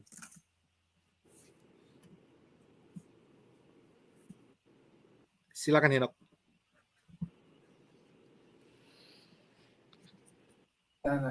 Dan wanita itu melarikan diri ke padang gurun, di mana dia mempunyai suatu tempat yang telah disiapkan oleh Elohim, agar di sana mereka dapat memberi makan wanita itu selama 1.260 hari. Dilanjutkan ayat 14. Dan kepada wanita itu telah diberikan 2 sayap yang lebih besar supaya dia dapat terbang menuju padang gurun ke tempatnya, di mana di sana dia diberi makan selama 1 masa dan 2 masa dan setengah masa jauh dari hadapan ular itu. Perhatikan, di sini saudara bisa melihat perempuan ini, sisa Israel ini, dilarikan ke padang gurun selama 3,5 tahun. 2 ayat menjelaskan dalam Fatsal yang sama, diulangin. Di manakah itu? Firman Yahweh, pola Ibrani, menjawab dengan ketepatan yang luar biasa. Perhatikan di sini, yaitu di dalam Yesaya Fatsal 16 ayat 1 sampai 4. Silakan, Henok. Mereka mengirim anak domba kepada pemerintah negeri dari Sela atau Batu Karang atau Petra melalui padang gurun ke Gunung Putri Sion. Seperti burung yang lari terbang dan isi sarang yang diusir, demikianlah anak-anak perempuan Moab di tempat-tempat penyeberangan sungai Arnon. Berilah nasihat, pertahankanlah hak. Jadilah naungan yang teduh di waktu rembang tengah hari. Sembunyikanlah orang-orang yang terbuang, janganlah hianati orang-orang pelarian. Biarkanlah orang-orang yang terbuang dari Moab menumpang padamu. Jadilah tempat persembunyian baginya terhadap si pembinasa atau 666. Daniel 11 ayat 41, silakan. Juga tanah permai akan dimasukinya dan banyak orang akan jatuh, tetapi dari tangannya akan terluput tanah Edom, tanah Moab, dan bagian yang penting dari Bani Amon. Saudara perhatikan, ada satu tempat di dekat Israel, di bagian selatan daerah Moab dan Amon. Dan tempat itu bernama Petra, karena banyak batu karangnya. Dan daerah-daerah itulah merupakan daerah-daerah persembunyian untuk 144.000 selama 3,5 tahun. Karena dunia ini dikuasai oleh Satan di masa 666. Tetapi sisa Israel diselamatkan. Ini luar biasa sekali. Maka itu saya bilang, cintailah pola Ibrani. Saudara akan betul-betul dimanjakan oleh Bapak Yahweh dengan pengertian-pengertian yang super dahsyat. Selanjutnya, kita akan buka terus. Tidak lama lagi, ya, ini berharga sekali nih Wahyu 12. Ya, jadi tadi kita sudah lihat bahwa sisa Israel akan disembunyikan di daerah-daerah Petra. Ya. Kemudian, siapakah keturunan yang tersisa? Nah, ini dia. Kita sudah sampai di ayat yang terakhir ya. Siapakah keturunan yang tersisa atau keturunan yang lain itu? Ya. Jawabannya adalah 1. Kita kembali yang ke atas tadi. Yaitu bagaimana jika mendengar pengajaran pola mesianik tetapi tetap tidak mau taat dan tetap berpegang pada pola Yunani us-us dan apem jihad, tetap 25 Desember, Rabu Abu, Easter dan sebagainya. Berdasarkan pola Wahyu 12, mereka tidak rapture dan silahkan menikmati masa 666. Inilah yang disebut sebagai keturunan yang lain. Saudara bisa perhatikan pengajaran saya, dipilih jubah putih atau lenan halus, saya bongkar habis di sana. Inilah dia, yaitu siapa yang tertinggal rapture. Keturunan yang tersisa, yang diperangi Satan. Saya perjelas lagi di sini. Yang tidak rapture atau tidak terangkat diperangi Satan. Jelas Wahyu 12 ini, dahsyat Wahyu 12 ini. Ya. Jadi jangan mengharapkan tidak terangkat. Hati-hati. Ya, jangan berpikir saya tidak terangkat, nanti ada yang namanya second chance, kesempatan kedua. Itu tipu daya daripada pengajar-pengajar palsu di luar sana. Ada pengajaran yang mengatakan Ada anak-anak Yahweh, anak-anak Tuhan, dan oleh Yahweh sengaja tidak di-rapture, sehingga bisa menjadi berkat untuk menguatkan orang-orang yang tertinggal. Saya harus kasih tahu, ini pengajaran palsu, dusta. Jelas melalui pola Wahyu 12.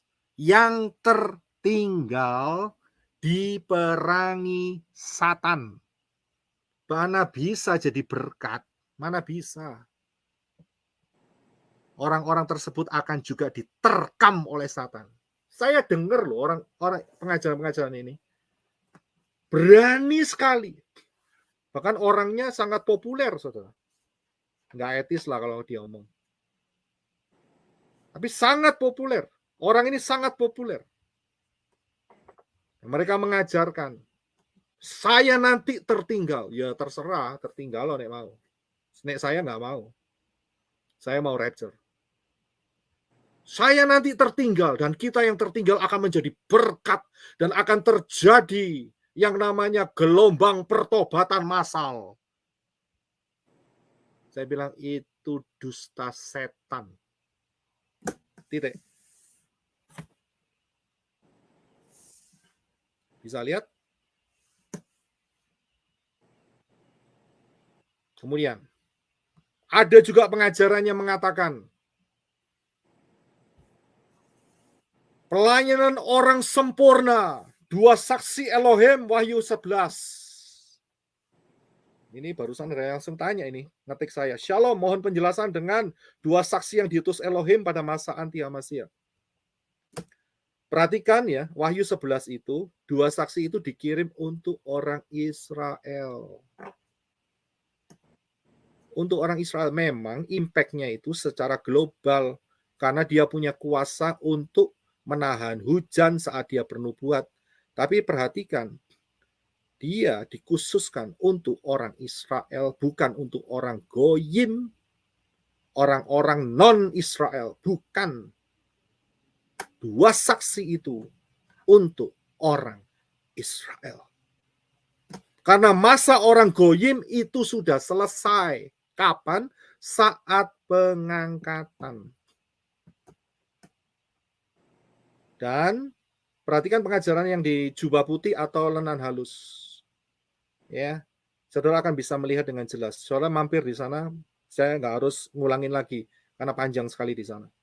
Saudara perhatikan bahwa orang-orang yang tertinggal diperangi Satan dan kalau mereka mau selamat, ya harus menumpahkan darahnya sendiri, bayar harga. Ya, meterai kelima. Nanti kita belajar ya soal itu ya. Pengajaran orang sempurna, 2 saksi Elohim. Ya, yang akan menyelamatkan, menjadi saksi, menjadi berkat. Tidak ada fondasi firman.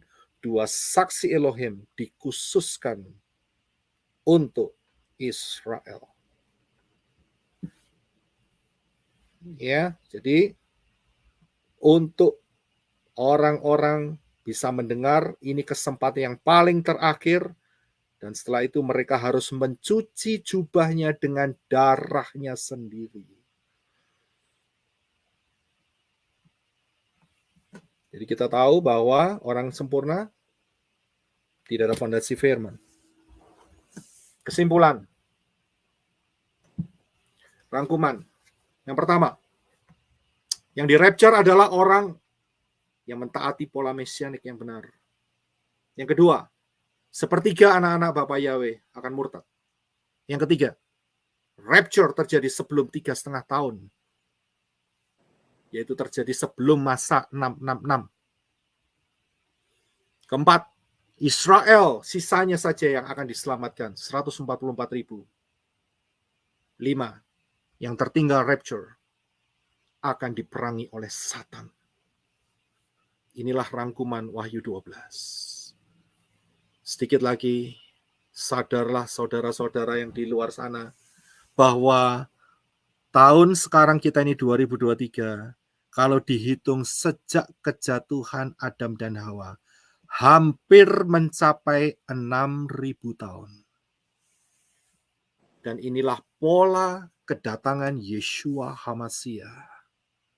Jangan remehkan.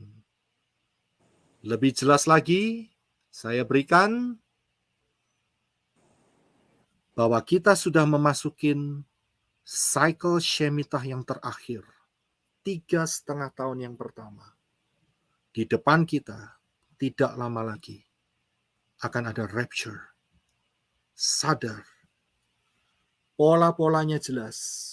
Pola-pola yang di luar Ibrani, ya, itu miskin, tidak bisa mengalahkan pola Ibrani yang benar. Luar biasa ini. Yang berikutnya, kita telah memasukin Shemitah, satu cycle Shemitah terakhir. Satu cycle Shemitah 7 tahun.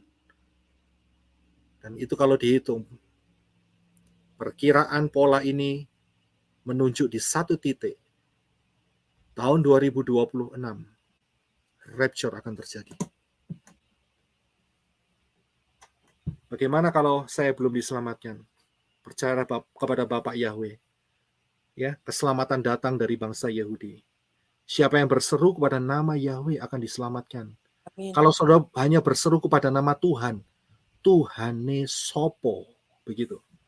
Itu bahasa Polandia, Tuhane sopo, ya. Jadi Tuhannya siapa yang kamu mau menyelamatkan kamu? Tapi kalau saudara jelas pergi ke Yahweh, itu adalah Tuhannya, Elohimnya, sesembahannya Abraham, Ishak, dan Yakub akan diselamatkan. Janjinya pasti. Setelah itu masuk dalam baptisan pembaharuan. Jangan keraskan hati, jangan berlambat-lambatan, sesegera mungkin bertumbuhlah dalam kebenaran firman, setia, jangan murtad, dan sampailah kita kepada pengangkatan. Maranatha, datanglah Yeshua HaMasyiah. Amin.